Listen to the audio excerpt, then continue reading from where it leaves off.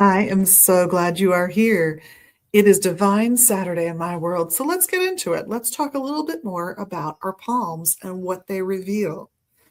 So, I want to talk today about the line of, wait a minute, am I right? Yes, the line of fate.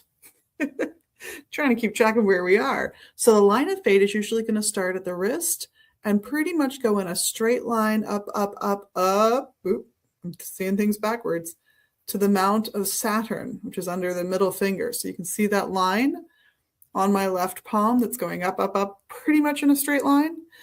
That's a good sign if it shows up on your hand. It's not a line everybody has, but as we've discussed before, I have all the lines, which I attribute to severe childhood eczema. There was just a lot of cracking of palms when I was a kid. So that line, if it shows up and it's pointing towards Saturn, it says you're going to have a pretty good life, that you have the capacity to make significant improvements in the world that you live in immediately. Now, if it's joined with a lifeline, then you're going to let people around you decide how that's going to play out, and those folks can hold you back earlier in life. So the success then often tends to come a bit later on, if that's the case. So if it's separate, the best sign. If it's doubled, twice the luck, frankly. If it kind of has a branch that heads off toward the Mount of Jupiter, that's a good sign. That's not a bad thing.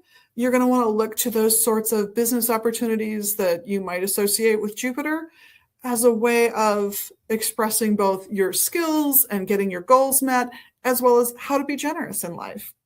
If it branches off toward the Mount of Mercury, way over here, then certainly business, commerce, sales, things like that. And if it branches off toward the Mount of Apollo, also called the Mount of the Sun, then you can look for the things normally associated with that mount, the arts and medicine, to play a factor in that person's success.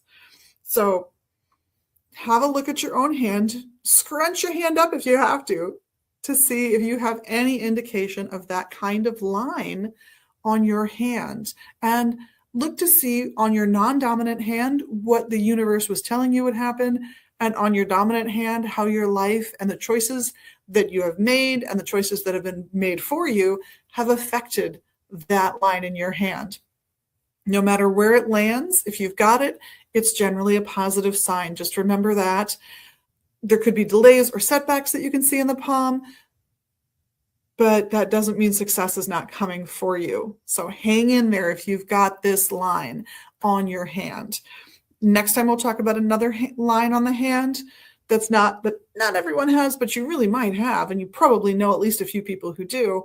I will point out that if you can see the QR code up in that corner of the screen, that's going to take you to our Palmistry 101 class, which is a fantastic class taught by Eshu. That is a buy donation class that occurs once a month on a Sunday afternoon at 4. So check out the website for that. That's where the QR code will take you, or give us a call here at the shop in Minneapolis, and we're happy to talk to you about it. In the meantime, on behalf of myself and all of the crew here at Magus Books in Minneapolis at 2520 Central Avenue Northeast in Minnesota, and online at magusbooks.com, thank you so much for all of the magical things you do and the magical life you live. We appreciate it about you. We really do. We love it. And of course, for the little magical things you can do here, you know what they are. There, I have said the magic words. Let me go on to say, blessed be. Have a